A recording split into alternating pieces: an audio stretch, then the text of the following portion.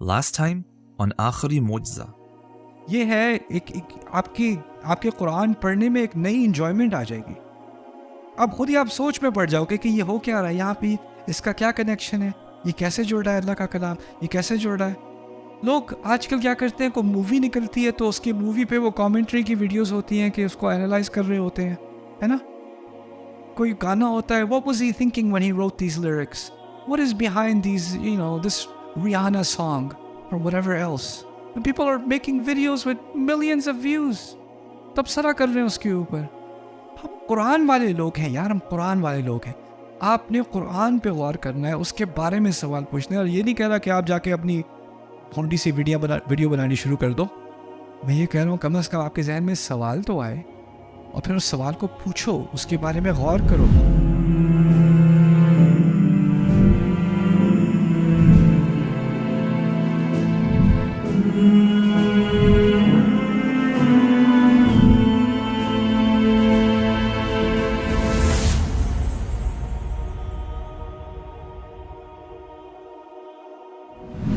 اچھا خیر، آج کا جو مضمون ہے وہ ایک ہی مضمون ہے سارا دن، مختلف مضامین نہیں ہیں، اس کے بہت سارے مختلف پہلو ہیں، اور وہ ہے قرآن کا نظم، قرآن کا اندرونہ ربط. قرآن کو ہم ایک کتاب تو کہتے ہیں، لیکن وہ عام کتاب کی شکل میں نہیں ہے، آپ سب کو پتہ ہے. اس کی صورت بھی کسی عام چیپٹر کی شکل میں نہیں ہے، وہ بھی آپ کو سب کو پتہ ہے. اس کی ترتیب میں بہت سارے سوالات پیدا ہوتے ہیں، کیونکہ اس میں ایک تو بات دہرائی جاتی ہے، اس میں بات میں زمانی ترتیب نہیں ہوتی. تاریخی اعتبار سے جو بات پہلے ہوئی اس کو پہلے کہا جائے، پھر بعد میں ہوئی تو بعد میں کہا جائے. عام طور پہ جب انسان اپنی سوچ کو ترتیب دینے کی کوشش کرتا ہے، آرگنائز کرنے کی کوشش کرتا ہے، تو اس کے دماغ میں آتا ہے چلو ہو سکتا ہے کہ میں مضمون کے اعتبار سے اس کو آرگنائز کروں نا. تو یہ ہے میرا پہلا مضمون، پھر دوسرا، پھر تیسرا، پھر چوتھا. قرآن نے ایسے کیا ہے. چلو مضمونی ترتیب نہیں ہے، ٹھیک ہے. ہو سکتا ہے اس کے اندر سائز کی ترتیب ہو، سب سے بڑی سورت شروع میں اور سب سے چھوٹی سورت آخر میں. اگر ایسا ہوتا تو آخری سورت کون سی ہوتی؟ سورہ کوثر ہوتی، وہ بھی نہیں ہے. چلیں پھر ہو سکتا ہے کہ جو پہلے سورتیں نازل کی گئی تھیں وہ شروع میں ہے، اور جو آخر میں کی گئی تھیں وہ آخر میں ہے. ایسی بات ہے؟ ایسی بھی نہیں ہے. نہ اس میں زمانی ترتیب ہے، نہ اس میں مضمون کی ترتیب ہے، نہ اس میں سائز کی ترتیب ہے، حجم کی ترتیب ہے. تو جو ہم عام انسان کا دماغ ہے وہ اس کو دیکھتا ہے تو اس کا پہلا تاثر کیا پڑتا ہے؟ اس میں کیا نہیں ہے؟ ترتیب نہیں ہے، ترتیب نہیں ہے. پھر اس کے اوپر ایک اور بات کہ بھئی اصل میں جو قرآن جمع ہوا ہے یہ تو صحابہ کا اجماع تھا نا کہ اس طرح سے قرآن کو جمع کیا جائے. تو یہ اللہ تعالیٰ کی طرف سے دی ہوئی ترتیب نہیں ہے، یہ اصل میں صحابہ کی محنت ہے کہ یہ قرآن اس طرح سے مرتب کیا گیا. اس بات سے بکل احترام، پورے احترام کے ساتھ میرا 1000% انکار ہے اس بات کا کہ قرآن کی ترتیب صحابہ کی محنت سے ہمارے سامنے آئی ہے. میں اس بات کی تھوڑی سی دلائل، اس پہ میں نے لمبے لیکچر انگلش میں دیے ہیں، تھوڑی سی دلائل میں آپ کے سامنے رکھوں گا. اس کے 3 پہلو ہیں. ایک تاریخی دلائل ہے، پہلے دلائل ہیں تاریخی. دوسرے دلائل ہیں قرآن کے اپنے الفاظ، اور تیسرے دلائل ہیں جائزہ. قرآن کا اگر آپ جائزہ لیں، اس کو آبزرو کریں، یہ 3 طرح کے دلائل میں آپ کے سامنے اس کا مختصر سی بات پیش کر دوں گا. آپ کو پتہ ہے قرآن 23 سال میں نازل ہوا رسول پاک صلی اللہ علیہ وسلم پر، اور اس دوران کچھ صورتیں نامکمل نازل ہوئیں، بعد میں ان کی تکمیل ہوئی. کچھ مکے میں نازل ہوئیں، کچھ مدینے میں نازل ہوئیں. کسی موقع پہ کوئی آیات آئیں، کسی موقع پہ کوئی آیات آئیں. اس طرح عین ممکن ہے کہ ابھی ایک صورت پوری نازل ہوئی بھی نہیں ہے اور کسی اور صورت کے بارے میں آیات آنی شروع ہو گئی ہیں. ایسا بھی ہوتا تھا، ٹھیک ہے. اور اس سب کی انتہا میں آخر اس سیرت کے آخر میں جا کے ہمیں معلوم ہوتا ہے کہ رسول پاک صلی اللہ علیہ وسلم نے قرآن کی قرات سیرت کے آخری سال میں 2 مرتبہ کی. 2 مرتبہ انہوں نے قرآن پڑھا، اور زید بن ثابت کو انہوں نے گواہ بنایا اس قرات پہ. جو قرآن کو جو جمع کیا گیا ہے، اس کا جو پروجیکٹ ہے جو ابو بکر صدیق کے تحت تھا، انہوں نے کس کو معین کیا ہے کہ اس کی ترتیب کرنی ہے؟ اس کو جو گواہ تھے کیا یہ ممکن ہے کہ وہ کوئی ایسی ترتیب قبول کریں جو انہوں نے سنی نہ ہو؟ ممکن ہے؟ اور جو انہوں نے سنی وہ کسی اجماع کا نتیجہ تھی یا جو جبریل نے سکھایا نبی پاک کو صلی اللہ علیہ وسلم؟ وہ جو جبریل نے سکھایا علیہ الصلوۃ والسلام۔ دوسری بات، اسی تاریخی اعتبار سے دیکھیں، کبھی کبھار صحابہ کوئی نیا اقدام کرتے تھے جس کے کرنے کی ضرورت پڑی، کوئی اجتہاد کرنے کی ضرورت پڑی جس ایسی صورتحال آئی جو نبی پاک کے زمانے میں نہیں تھی۔ تو جب انہوں نے کوئی ایسا اقدام کیا تو کیا باقی صحابہ نے سوال پوچھا یہ تو نبی نے نہیں کیا تھا، آپ کیسے کر رہے ہیں؟ ایسا ہوتا تھا کہ نہیں ہوتا تھا نا؟ دین کے معاملے میں کوئی بھی بات صحابی کرتے ہیں جو نبی سے نہیں آ رہی صلی اللہ علیہ وسلم، تو وہ ہمیشہ اس کا جواز پیش کرتے ہیں، یا کم از کم اس پر بحث ہوتی ہے، اس پر استدلال دینے کی ضرورت ہوتی ہے، کیونکہ اگر وہ آپ نئی چیز کر رہے ہیں جو رسول صلی اللہ علیہ وسلم سے ثابت نہیں ہو رہی تو پھر آپ کو اس کے دلائل دینے پڑیں گے۔ صحابہ کے ہاں کوئی بحث ہے کہ مغرب میں 3 رکعت ہونی چاہیے یا 4؟ نہیں ملتی کہ ظہر میں 4 رکعت ہونی چاہیے۔ ایسا ہوا ہے کہ جب اسلام پھیلا ہے تو حبشہ میں کچھ لوگ 3 رکعت ظہر پڑھ رہے تھے، ایسا ہوا ہے؟ نہیں ہوا۔ کیوں نہیں ہوا؟ سوال پیدا ہوتا ہے کیوں نہیں ہوا؟ کیونکہ کچھ باتیں اتنی واضح ہوتی ہیں، جس کو عربی میں کہتے ہیں واضح وضوح الشمس، سب کو معلوم ہے یہی ہے۔ اذان میں کوئی ورائٹی نہیں ہے۔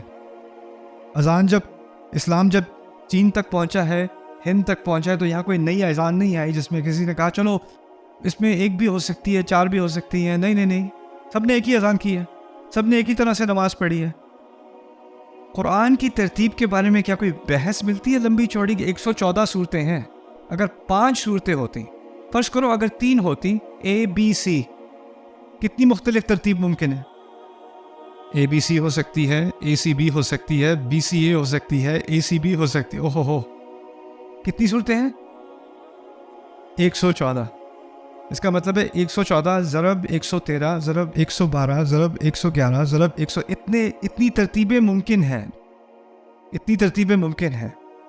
یعنی اتنی لمبی بحث ہوتی کہ پہلی صورت کون سی ہو اور آخری صورت کون سی ہو، اور اس بحث کے بارے میں آپ کو کچھ دلائل ملتے کہ بھئی پہلے ہم سوچ رہے تھے کہ ہم سورہ یونس کو سورہ نمبر 16 کر دیں، لیکن پھر ہم نے سوچا کہ اس کو 10 کر دیں۔ اس کی یہ دلائل پیش کی گئی، اس کا کوئی کہیں سے بھی اس کا کوئی اثر ملتا ہے، کوئی ٹریس ملتا ہے اس کا ہلکا سا بھی؟ کیسے ممکن ہے کہ جو صحابہ کوئی بھی عمل کرتے تھے جو نیا لگے، تھوڑا سا بھی نیا لگے تو فوراً آواز اٹھتی تھی یہ تو نبی پاک کے زمانے میں نہیں ہوا، یہ آپ کیسے کر رہے ہیں؟ کیسے ممکن ہے کہ وہ پورے قرآن کو مرتب کر دیں اور اس کے بارے میں آپ کو کوئی بحث اور کوئی جدال اور کوئی، اگر ایک آدھ کہیں روایت مل جاتی ہے تو وہ تو باقی سب وہ اصل ثبوت بن جاتی ہے کہ باقی سب یہ بحث کیوں نہیں کر رہے۔ اصل بنیادی مشن ہمارے نبی کا علیہ الصلوۃ والسلام تو قرآن تھا، تو قرآن کی ترتیب تو سب سے اہم، یا یہی چیز تو آگے جا کے پھیلے گی۔ اس کی بحث نہ ہونا ہی اس کی تاریخی دلائل میں سے سب سے بڑی دلیل ہے میرے نزدیک۔ اب آگے قرآن کے اندر آتے ہیں۔ قرآن کے کئی نام ہیں لیکن 2 ناموں پر ذرا زور دیتے ہیں۔ ایک نام ہے اس کا کتاب، ایک اور نام ہے اس کا قرآن۔ ان دونوں میں لفظی فرق میں، لغوی بحث کے اعتبار سے ان دونوں میں فرق واضح ہے۔ کتاب کتبہ سے ہے، کتاب عربی میں کتبہ کہتے ہیں کس کو؟ لکھنے کو ہی نہیں، جب آپ، کیونکہ ان کے پاس قلم اور کاغذ تو تھا نہیں، وہ لکھتے تھے جیسے کوئی جو شارپ قسم کی چیز ہوتی ہے نا، جس کا کونا ہوتا ہے تیز، اس سے وہ جب اسکریچ کر کے کرتے تھے نا پتھر کے اوپر یا لکڑی کے اوپر، اس کو کتابت کہتے تھے۔ آپ کو پتہ ہے فارسی خط میں کرو زیادہ ہے، گول گول ہے فارسی خط، اور جو تاریخی عربی خط ہے اس میں اینگل ہے۔ جیسے ہم با ایسے گول لکھتے ہیں نا، ان کے ہاں با شروع سے کیسے تھا؟ ایسے لائن۔ کیوں؟ کیونکہ جب آپ کاٹ کاٹ کے لکھ رہے ہو نا تو آپ ایسے نہیں کر سکتے، آپ کو یہاں سے اینگل بنانا ہے، پھر یہاں سے بنانا ہے، پھر یہاں سے بنانا ہے، سمجھ رہے بات؟ تو ان کے ہاں سیدھی لائنیں زیادہ تھیں خط میں، کیونکہ ان کی سوسائٹی میں لکھنا اتنا آسان نہیں تھا۔ خیر، کتبہ کے مراد ہے جس کو اسکریچ کرنے کو کیا کہتے ہیں؟ I don't know the word in Urdu. کھرچنا۔ اچھا، تو قرآن نے اپنے آپ کو کتاب کے لفظ سے تعبیر کیا ہے. اب اگر آپ کوئی چیز کھرچ گئی ہو، درخت پہ کسی نے لکھ دیا I love S means سورۃ البقرہ. ایک دفعہ لکھ دیا تو اس کی ترتیب بدل سکتی ہے؟ نہیں. بہت زیادہ غصہ آ جائے تو ایس کو 8 بنا سکتے ہیں، I love 8، لیکن اس کی ترتیب آپ نہیں بدل سکتے، وہ سیٹ ہے. جب اللہ تعالیٰ نے کتاب کا لفظ استعمال کیا نا، تو وہ جو اللہ تعالیٰ نے لوح محفوظ میں لکھی ہوئی وہی ہے جو اس قرآن کی اصل ہے، اس کی طرف اشارہ کیا، کیونکہ وہ تو لکھی ہوئی ہے. قرآن رسول کو جو دیا گیا ہے وہ لکھی ہوئی چیز نہیں دی گئی، ان کو تو کلام دیا گیا ہے نا. لیکن جب کتاب کا نام اسے دیا تو کس کی طرف اشارہ ہے؟ آسمانی نسخے کی طرف اشارہ ہے. اچھا، آسمانی نسخہ جو ہے اس میں ادھر ادھر ترتیب ہوگی کہ ایک ہی ترتیب ہے؟ ایک ہی ترتیب ہے، ایک ہی. اگر میں چنوں کہ میں پہلے بقرہ پڑھ لوں بعد میں فاتحہ پڑھوں تو وہ تو میرا کلام ہے، لیکن جو لکھا ہوا ہے اس کی خاص ترتیب ہے، اس میں ادھر ادھر نہیں ہوتی. اچھا ٹھیک ہے، اب ہم چلتے ہیں سورۃ البروج پہ. ایک اور لفظ قرآن، کتاب، لکھی ہوئی چیز، اشارہ ہے آسمانی کتاب کی طرف. قرآن کس لفظ سے نکلا ہے؟ قرأ. اس کے معنی میں سے ایک مفہوم یہ بھی لیا جاتا ہے اونچی آواز میں پڑھنا، اونچی آواز میں پڑھنا. جو چیز پڑھی جاتی ہے اس کا تعلق میری زبان سے ہے. اونچی آواز میں پڑھ رہے تو لوگ سن رہے ہیں، اس کا تعلق میری زبان سے ہے. کتاب کا تعلق لکھنے سے، قرآن کا تعلق بولنے سے. سمجھ میں آ رہی ہے بات؟ دنیا میں جو دیا گیا اس کتاب کو یہاں پر پڑھا جا رہا ہے، سنایا جا رہا ہے. تو یہاں پر جو دنیا میں ہم ایکسپیرینس کر رہے تھے نا، جب رسول صلی اللہ علیہ وسلم پیش کر رہے تھے تو لوگوں کے سامنے وہ کتاب نہیں رکھ رہے تھے، لیکن لوگوں کے سامنے وہ کیا کر رہے تھے؟ قرآن پیش کر رہے تھے، پڑھا جا رہا تھا. تو ایک ہو گیا شفوی، منہ سے نکلنے والا، وہ کیا ہے؟ قرآن. ایک ہے لکھا ہوا، وہ کیا ہے؟ کتاب. اچھا اب سننا، اچھا لوح محفوظ میں کیا کہیں گے، کتاب یا قرآن؟ کتاب، کیونکہ قرآن کا لفظ اطلاق کس بات کی طرف ہو رہا ہے؟ جو چیز پڑھی جا رہی ہے اس کی طرف ہو رہا ہے نا. تو یعنی دنیا میں جو قرآن ہے، دنیا میں جو اس کا ایکسپیرینس ہے، اس کا تجربہ ہے، اس کی طرف اشارہ ہے لفظ قرآن سے، اور آسمانی کتاب کی طرف اشارہ ہے لفظ کتاب سے. اچھا، وہ آسمانی جو کتاب ہے وہ کہاں پر ہے؟ Very good. اچھا اب سننا، بل ہوا قرآن مجید فی لوح محفوظ. یہ قرآن مجید، وہ قرآن مجید ہے جو لوح محفوظ میں ہے. توقع یہ تھی کہ یہاں کہا جائے بل ہوا کتاب مجید فی لوح محفوظ. ابھی تو سمجھایا تھا نا. قرآن کہاں پر ہے؟ قرآن آسمان میں، یہاں پہ. ایسے لگتا ہے جیسے بات کہی جا رہی ہے کہ جو یہاں پڑھا جا رہا ہے وہ وہی ہے جو لوح محفوظ میں ہے. یعنی ان دونوں کا ایک تناسب کر دیا. تو اگر وہاں ایک ترتیب ہو اور یہاں کوئی اور ترتیب پڑھی جا رہی ہو تو وہ ایک چیز نہ تو وہ تو ایک چیز نہ ہوئی نا. پھر قرآن نے تو خود ہی اس بات کی طرف اشارہ کر دیا. اچھا دوسری بات، رسول پاک صلی اللہ علیہ وسلم کو پورا قرآن ایک دفعہ میں آیا یا تھوڑا تھوڑا کر کے آیا؟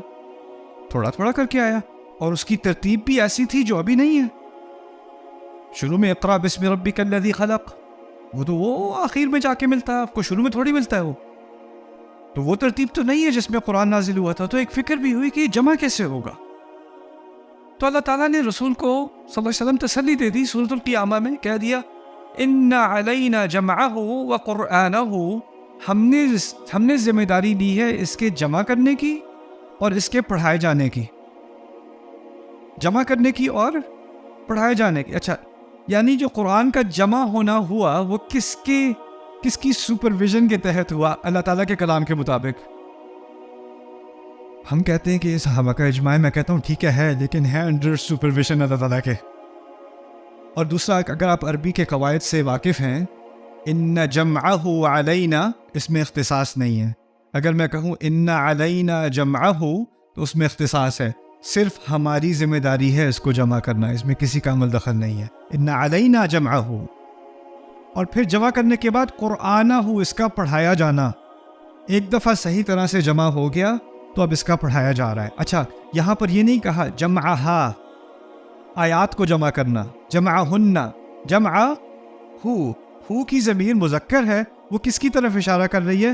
پورے قرآن کی طرف. اگر میں کہتا ہوں کہ الحمدللہ رب العالمین الرحمن الرحیم مالک یوم الدین, یہ اللہ نے جمع کیا ہے, میرے رب نے جمع کیا ہے, یہ آیات کو جمع کیا ہے, اس میں کوئی تبدیلی نہیں لا سکتا. یہ کوئی نہیں کہہ سکتا الحمدللہ رب العالمین مالک یوم الدین الرحمن الرحیم, ایسا کوئی نہیں کر سکتا کیونکہ اللہ تعالیٰ نے جمع کر دیا.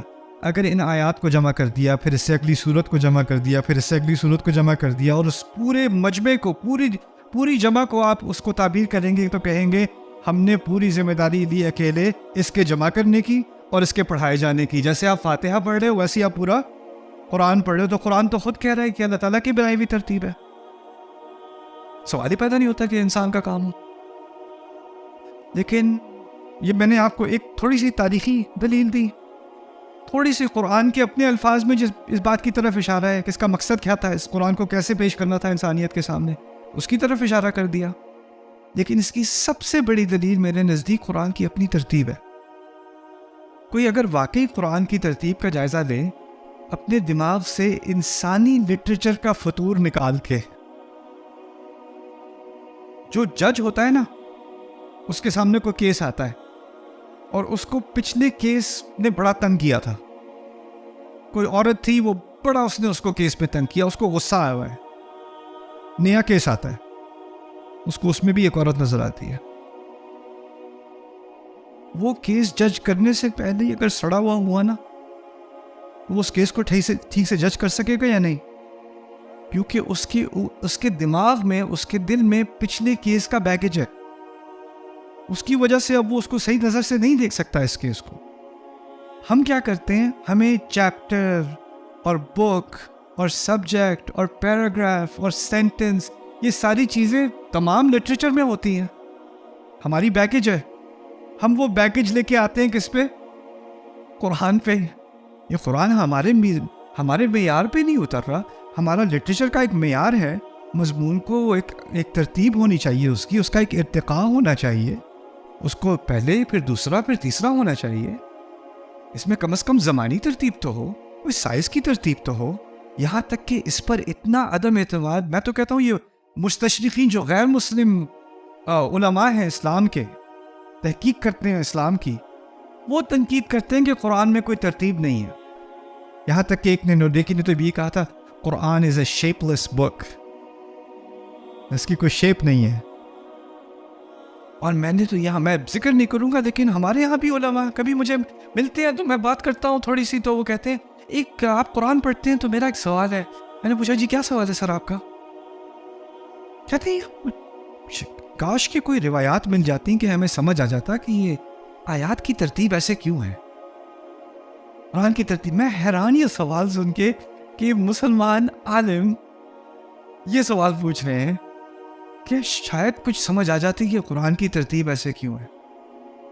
اس کی ایمانی دلیل اس کے بعد ہم آج کا سیکشن شروع کریں گے, جس کے بارے میں بہت ایکسائٹیڈ ہوں. اصل میں یعنی جب میں کالج کے دنوں میں تھا تو اس وقت سے مجھے ایک طرح سے فیسینیشن ہوئی, مجھے بہت زیادہ دلچسپی ہوئی فلسفے میں. اور فلسفے میں مجھے دلچسپی اس لیے ہوئی کہ فلسفی جو ہوتا ہے نا, وہ اپنی بات کی, اپنی منطق کو سمجھانے کے لیے پہلا پوائنٹ, پھر اس سے دوسرا جوڑتا ہے, پھر تیسرا جوڑتا ہے, پھر چوتھا جوڑتا ہے, پھر وہ نتیجہ نکالتا ہے. تو اس کے کلام میں ترتیب ہوتی ہے. کلام کی ترتیب سے مجھے بہت دلچسپی تھی, اس لیے یہ بات پہلے کیوں کہی, اس لیے یہ بات بعد میں کیوں کہی. اور اسی وجہ سے سائیکالوجی کے اندر بھی مجھے کمیونیکیشن سائیکالوجی سے بہت دلچسپی ہے.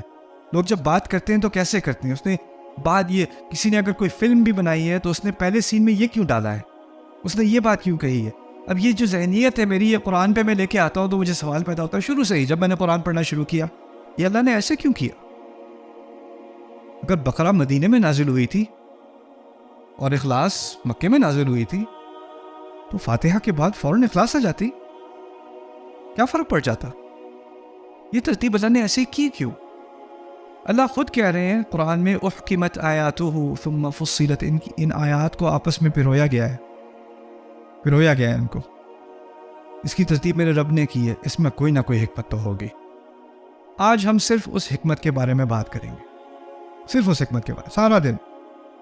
میں امید ہے کہ ہم مکمل کر لیں گے بات کسی حد تک، لیکن میں بتاتا ہوں میں نے جتنا قرآن پڑھا ہے نا، جتنا میں نے نظم قرآن کو پڑھنے کی کوشش کی ہے، جب بھی پڑھتا ہوں یہ جو نتیجہ ہے نا انسان کا کہ یہ انسان کا کلام ہو ہی نہیں سکتا، وہ نتیجہ دوبارہ مجھے ایسے ہٹ کرتا ہے جیسے میں پہلی دفعہ اس نتیجے میں پہنچا ہوں.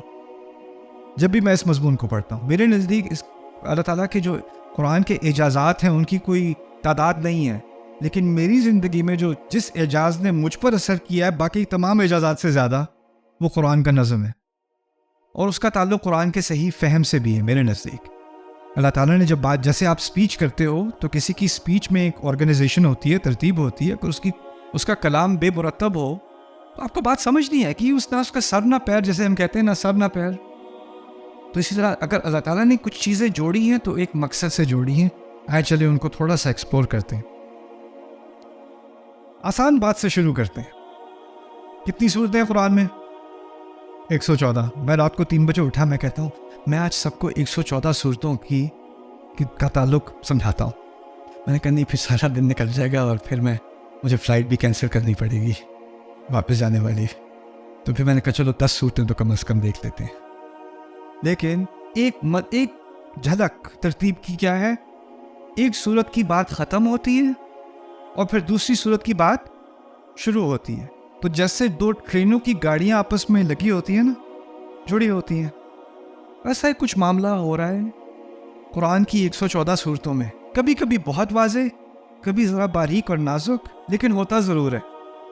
اب دیکھنا فاتحہ کے آخر میں، فاتحہ سے شروع کرتے ہیں، سیدھے راستے کی ہدایت دیجیے. بقرہ کے شروع میں اس کتاب میں کوئی شک نہیں، ہدایت ہے. ہدن، ابھی ہدایت مانگی تھی، ابھی کہہ دیا ہدن. پیچھے کہا تھا جن پر آپ نے انعام کیا، صراط الذین انعمت علیہم، آگے کہہ دیا ہدایت کس کے لیے ہے؟ المتقین الذین یؤمنون بالغیب ویقیمون الصلاۃ. یہ کس چیز کی تشریح ہے؟ کون لوگ ہیں جن پر آپ نے انعام کیا؟ کیا ہے سیدھا راستہ؟ غیب پر ایمان لانا، نماز قائم کرنا. پہلے سیدھے راستے کی مختصر سی تشریح شروع میں ہی کر دی، تقوی کا راستہ ہے. پھر کہا 2 گروہوں سے بچا لینا، غیر المغضوب علیہم ولا الضالین. بقرہ کے شروع میں ان الذین کفروا، جنہوں نے کفر کیا، اور پھر جنہوں نے نفاق کیا. فی قلوبہم مرض فزادہم اللہ مرضا. جہاں سے بات ختم ہوئی اسی کو لے کے آگے اب مضمون بڑھ رہا ہے آگے سورۃ البقرہ کی ابتدا سے. اچھا اب آتے ہیں بقرہ کے اختتام پر. دعا ہے بڑی مشہور، تمام رسول جو کہ اللہ تعالیٰ نے ان پر نازل کیا تھا اس پر وہ ایمان لے آئے. آمن الرسول بما انزل الیہ من ربہ والمؤمنون. رسول بھی ایمان لے آئے اور اہل ایمان بھی ایمان لے آئے. اللہ تعالیٰ نے آل عمران کے شروع میں ہی نزل علیک الکتاب بالحق، آپ پر کتاب برحق نازل کی. جو ان پر نازل کیا اس پر ایمان لے آئے، یہاں کہہ دیا آپ پر کتاب نازل. پھر کہا کہ یہ کیوں نازل کی؟ مصدقا لما بین یدیہ وانزل التوراۃ والانجیل. اسی نے تورات اور انجیل بھی نازل کی تھی پچھلی وحیوں کی تصدیق کے لیے. پچھلی وحی کن پر آئی تھی؟ پچھلی وحیاں کن پر آئی تھی؟ انبیاء پر آئی تھی نا. بقرہ کی انتہا میں کہا تھا لا نفرق بین احد من رسلہ، تمام کتابوں پر ایمان لائے، ہم کسی رسول میں تفریق نہیں کرتے، ہم وہ تفریق نہیں کرتے. اور یہاں شروع میں کہہ دیا آپ پچھلی وحیوں کی تصدیق کرتے ہیں، اور تورات اور انجیل، قرآن تصدیق کر رہا ہے اور تورات اور انجیل نازل کی اس نے. عجیب، یعنی جہاں بات شروع ختم وہاں شروع. آخری دعا ہے بقرہ کی فانصرنا علی القوم الکافرین، ہماری مدد کیجئے کافروں کے خلاف. مدد کرنے کا وقت کیا ہوتا ہے؟ کس کانٹیکس میں مدد مانگی جاتی ہے؟ اگر دشمنی ہو، جنگ ہو، اللہ تعالیٰ سے مدد مانگی، اور اس کے شروع میں اللہ تعالیٰ نے کہہ دیا ان الذین کفروا لہم عذاب بآیات اللہ لہم عذاب شدید، جنہوں نے کفر کیا ان کے لیے تو بڑا شدید عذاب ہے. اور کچھ آیات بات شروع میں ہی کہہ دیا اسی بات کی تشریح کرتے ہوئے. ہم نے دعا مانگی تھی ہماری مدد کرنا. ہمیں اللہ تعالیٰ جواب دے رہے ہیں. آل عمران کے شروع میں کہتے ہیں قل للذین کفروا ستغلبون وتحشرون الی جہنم، کفار سے کہہ دو تم پر غلبہ آئے گا اور تمہیں جہنم لے جایا جائے گا. سبحان اللہ. اچھا آل عمران کی انتہا اس کا اختتام واتقوا اللہ اصبروا وصابروا ورابطوا، واتقوا اللہ، اللہ کا تقوی کرو. یہ آل عمران کی انتہا ہے. سورۃ النساء کی ابتدا کہاں سے ہوتی ہے؟ یا ایھا الناس اتقوا ربکم. تقوی سے بات وہاں ختم، تقوی سے بات یہاں شروع. یہ تو بہت آسان. اب نساء اور مائدہ کا ایک عجیب تناسب ہے. نساء کے آخر میں اللہ تعالیٰ نے وہ وراثت کے قوانین جو سورۃ النساء کے شروع میں تھے ان میں سے ایک بات چھوڑ کر اس کو بالکل انتہا میں اس کا ذکر کیا ہے، کلالہ کا مسئلہ. اگر آپ کو کلالہ کے بارے میں کچھ تفاصیل چاہیے ہو تو آپ پڑھ لینا خود سے کلالہ کون ہوتا ہے.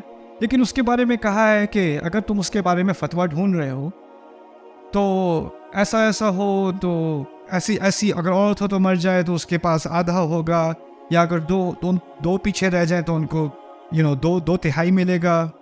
فَلِلذَّكَرُ مِثْلُ حَظِّ الْأُنثَيَيْنِ، لڑکے کو لڑکی سے دگنا ملے گا. وہ کس کو کیا ملے گا؟ کس کو کیا ملے گا؟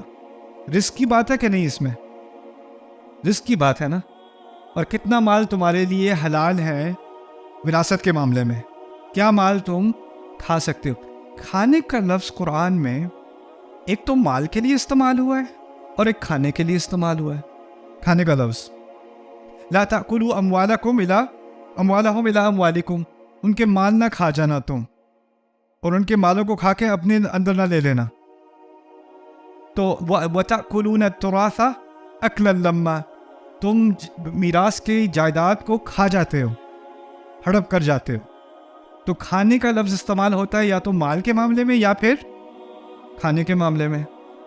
اچھا، مال کے کھانے کا ذکر ہو گیا اختتام سورہ نساء پہ. سورۃ المائدہ کی جو شروعات ہے وہاں پہ اللہ تعالیٰ کہتے ہیں یا ایھا الذین آمنوا اوفوا بالعقود، جو وعدے تم سے لیے گئے ہوں ان کو پورا کیا کرو. ابھی آخری بات ہو رہی تھی کہ آپ کے اوپر کیا وعدہ بائنڈنگ ہے. اگر یہ سچویشن ہے تو آپ نے یہ کرنا، اور اس کے ساتھ ہی کس چیز کو جوڑ دیا، احلت لکم بہیمۃ الانعام، آپ پر یہ جانور جو ہیں یہ حلال ہیں، یہ کھا لو. وہاں مال کے کھانے کی بات، یہاں کھانا کھانے کی بات. یہ بہت ضروری فلسفہ ہے قرآن کا، کیونکہ مسلمان کنفیوز نہ ہو جائے کہ میں حلال ذبیحہ جانور صحیح سے کٹا ہوا، اس کا خون بہا ہوا، بسم اللہ اللہ اکبر پڑھا ہوا جانور، اس کا تو میں پورا اہتمام کر لوں. جائیداد کے معاملے میں جو کھانا ہے کھاؤ بھائی. ایک چیز میں تو بڑا حلال کا اہتمام ہے بھی، ہم کافر ملک میں کیسے جا کے رہ سکتے ہیں؟ وہاں تو حلال میٹ بھی نہیں ملتا.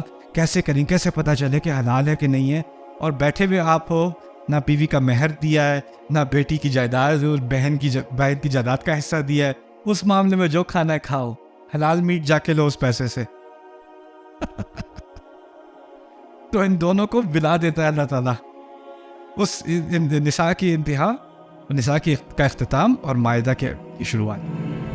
Subscribe now to the Bayyinah YouTube channel to watch the rest of this series and more great content from Ustad Nu'man Ali Khan. Coming up next time on آخری معجزہ. هو الذی جعلکم خلائف الارض، اس نے تمہیں زمین مرگ پر کیا بنایا؟ خلائف کس چیز کی جمع ہے؟ خلیفہ کا مطلب کیا ہے؟ نائب سمجھ لیں، اس کو تھوڑا سا آسان زبان میں اس کا مطلب سمجھ لیں. خلیفہ ہوتا کیا ہے؟ اگر ٹیچر ہے، اس کو پرنسپل نے بلایا ہوا ہے اور وہ کلاس کے ایک مانیٹر کو کہتا ہے کہ آپ ذرا بیٹا یہاں پہ بیٹھنا، ذرا دھیان کرنا، میں ابھی 2 منٹ میں آتا ہوں. اس کو کیا بنا دیا اس نے ابھی؟